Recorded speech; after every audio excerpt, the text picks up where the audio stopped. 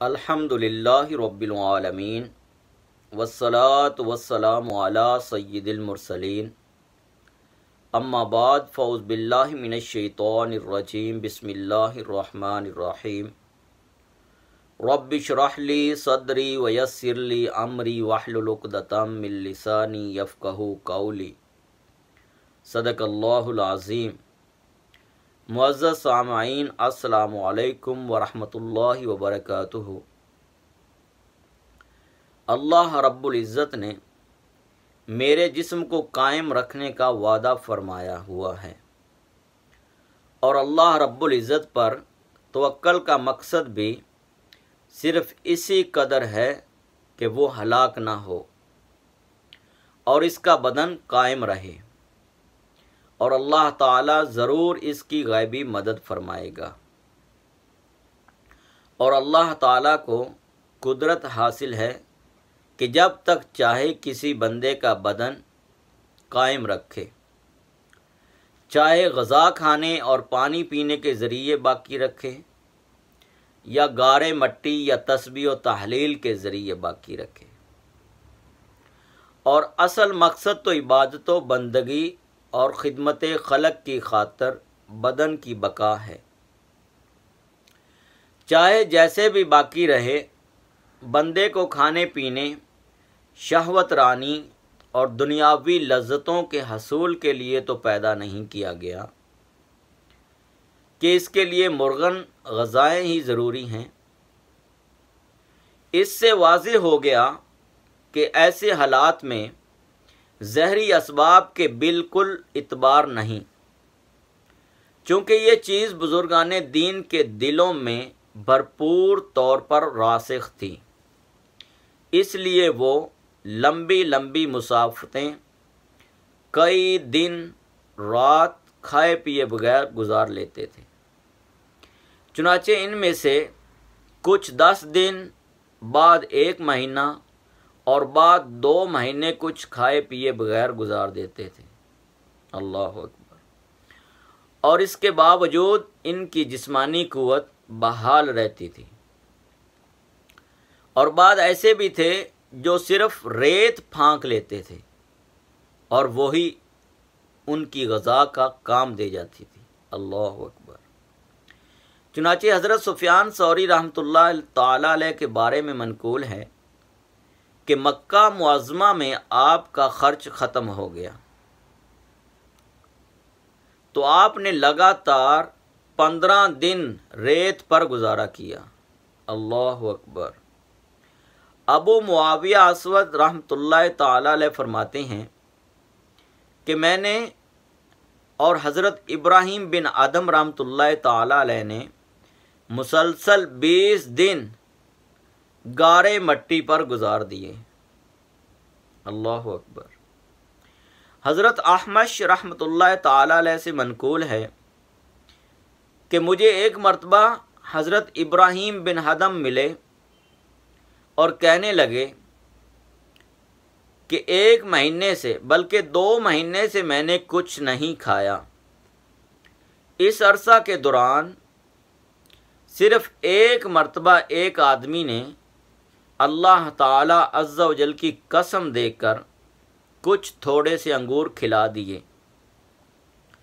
इस बात पर अब तक मैं अपने पेट से शिकवा कर रहा हूँ। मैं कहता हूँ, ए अज़ीज़, तुझे ऐसी हिकायात और सलफ़ सालिहीन के इस तरह के वाक़यात सुनकर मुतअज्जब नहीं होना चाहिए, क्योंकि अल्लाह ताला अज़्ज़ा व जल हर शय पर कादिर है। इस सिलसिले में तुम्हारा वहम व गुमान यूँ दूर किया जा सकता है कि बाद मरीज़ 1-1, 2-2 माह कुछ खाए पिए बगैर ज़िंदा रहते हैं। हालांकि बीमार आदमी जिस्मानी तौर पर तंदुरुस्त आदमी से ज़्यादा लागर व नातवान होता है, और जो आदमी ऐसे तवक्कल में फ़ौत हो जाए तो इसका मतलब ये है कि इसकी ज़िंदगी इतनी थी, ना ये कि तवक्कल अल्लाह के बायस इसे मौत आ गई। जैसे बाद लोग खूब पेट भर कर खा लेने की वजह से मर जाते हैं। और मुझे हज़रत अबू सईद खराज रहमतुल्लाह ताला अलैह के बारे में मालूम हुआ कि आपने फरमाया, ग़ज़ा के सिलसिले में मेरा दस्तूर था कि हर तीसरे दिन अल्लाह ताला अज़्ज़ा वजल कहीं न कहीं से इंतज़ाम फरमा देता। एक मरतबा मुझे एक जंगल अबूर करना था। इस दौरान 3 दिन गुज़र जाने पर खाने पीने की सूरत मुहैया न हुई। आखिर चौथे दिन मैंने थोड़ी कमज़ोरी महसूस की और एक जगह ज़रा आराम के लिए बैठ गया तो गैब से आवाज़ आई, ए अबू सईद, क्या तू ये चाहता है कि ज़रूर तेरे वास्ते ग़ज़ा ही मुहैया हो, या इस कदर ही काफ़ी है कि तुझे चलने फिरने की क़ुव्वत दे दी जाए। मैंने अर्ज़ की, मुझे सिर्फ़ क़ुव्वत ही काफ़ी है। चुनाचे इसी वक्त कमज़ोरी जाती रही। सुबहान अल्लाह। और मैं लगातार 12 दिन बग़ैर कुछ खाए पिए चलता रहा और मुझे कुछ तकलीफ़ महसूस ना हुई।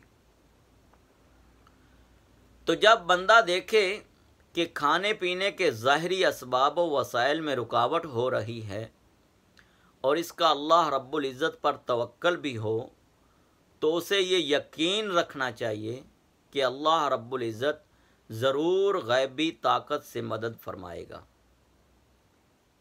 तो वसाइल की रुकावट से परेशान ना हो, बल्कि अल्लाह ताला का इस बात पर कसरत से शुक्र अदा करना चाहिए कि इसने अपने ख़ास एहसान व करम से मुशक्क़त से बचाकर गैबी मदद से सरफराज किया।